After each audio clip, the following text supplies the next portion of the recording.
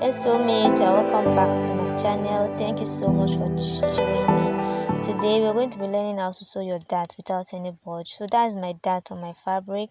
I have notched my 2 dart legs so I'll be able to locate where my dart is. So I'm just going to fold it into the 2 notches facing each other.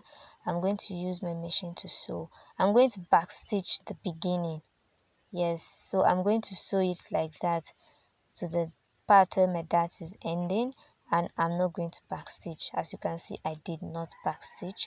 So you are going to leave long threads like so, and you're going to make a knot with it. Yes, that's just a little secret there.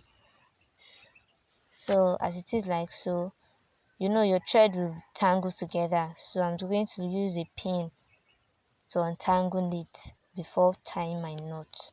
So for the knot, you can tie your knot up to 3 to 4 times or 4 to 5 times, depends, but just make sure it's very tight, so to prevent it from losing at the end of the day.